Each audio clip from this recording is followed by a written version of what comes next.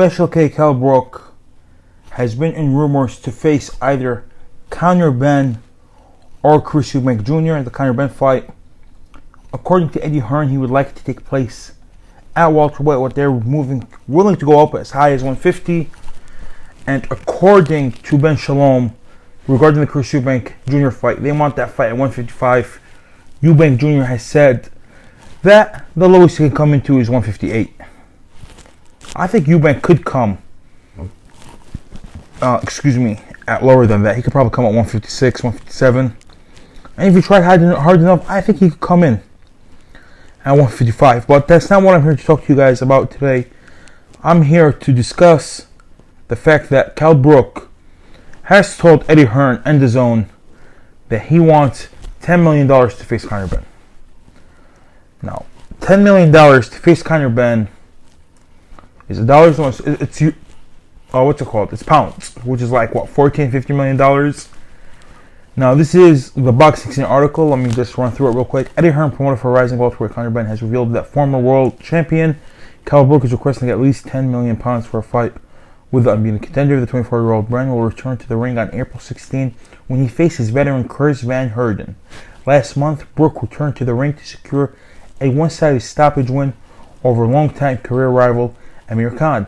Off the back of that win, Hearn approached Brook with a big offer to face Benn, but the Sheffield boxer Khan back with an even larger sum. So Hearn would then speak to Khan's handlers who wanted just as much money as Brook was demanding. Amid the offer to Kell Brook, which was more money than he made to fight Amir Khan, he asked for $10 million, not 10 billion. 10 billion is different than 10 million. He asked for 10 million, which was quite a way off what I offered, to be fair. I was like, fucking hell.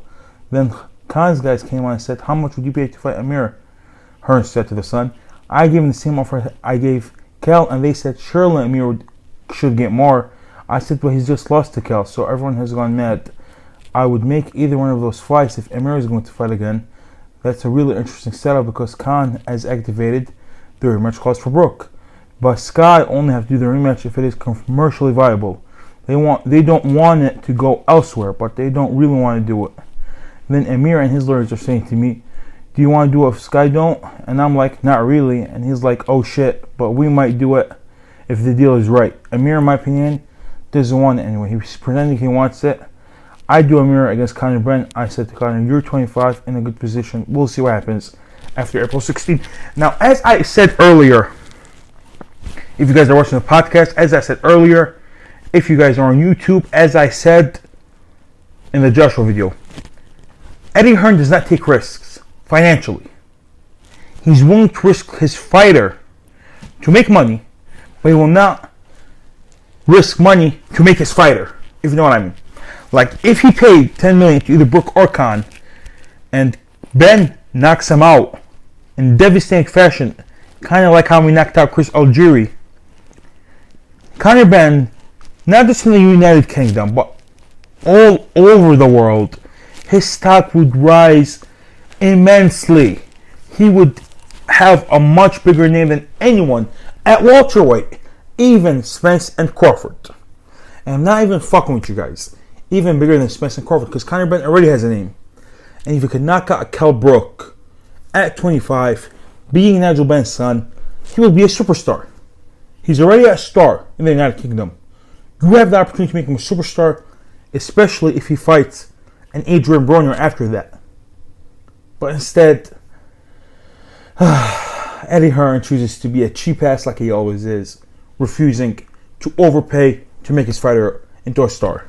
I think this fight, for Hearn, he should throw the $10 million at Brook or Khan. He should just throw it, give Conor Benn a bit more than what he usually makes. Tell him, look, bro, I'm not going to give you the same money they're making, even though I think you're a huge favorite and you have like more potential, you're worth more to networks.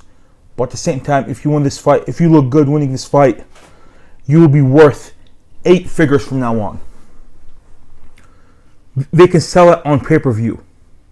They can do it on DAZN pay-per-view. It would capture the imagination. I think it was a mistake for Hearn to go on DAZN in the first place. Sky has a big market. Sky had control, but I think Hearn just want to take that money in. that 9-figure money. That's why Joshua is yet to sign in the zone in the UK. And according to Adam Smith, he thinks Joshua is going to stay on Sky for the rest of his life. Money-wise, it's not smart to be with the zone, bro. If you're a superstar. Canelo milking that shit. They're not going to make the $160 million back for fights against Bivol, Golovkin, and John Ryder. Trust me, they're not. What, the Bivol fight would sell max 400,000 pay-per-view buys. Max. At $80 a pop. That's $32 million. How much are they paying? They're paying Canelo by average $53 million per fight in those next 3 fights. Say they pay Bivol $10 million, Golovkin $30, and John Ryder $5. They losing money. So I don't know what the fuck they're doing on the zone. I really don't. And even Devin Haney, the first fight, he was about to make a money, and they said they want to enter the Australian market, and they give it to ESPN. They just don't know what the fuck they're doing, in my opinion. In my opinion. But I'm not the one that's making millions. I'm not the one that has billions. I'm not the one that has a stable like Matchroom Boxing. I think Eddie Hearn was a genius at first with Sky Sports. I think right now he's a dumbass. I think Eddie Hearn is following the footsteps of many promoters when they just come to the market. They're a pure genius, but then they peak and they go downhill. That's what I think. I think Eddie Hearn, as Frank Warren likes to call him, even though I fucking despise hate Frank Warren, as Frank Warren calls him, I think Eddie Hearn is just an accountant. He looks at how much money he's going to make. Like Josh Warrington, I know he's a ticket seller, but the way he's just going about it money-wise, he's not looking about it in a super fight. He's looking at immediate money, not far away money. So I think that's his mistake. But obviously he knows better than me. He knows better than most of us. I'd like to hear your thoughts. If you're watching this on YouTube, the comment section below. And if you're watching this on the podcast, tweet at me at Alzurgani Sadiq. Give me your thoughts. Do you guys think that Eddie Hearn should pay the £10 million for Kell Brook or Amir Khan to face Conor Benn, or is he doing the smart thing? Don't forget to show your support, like and subscribe if you're on YouTube, and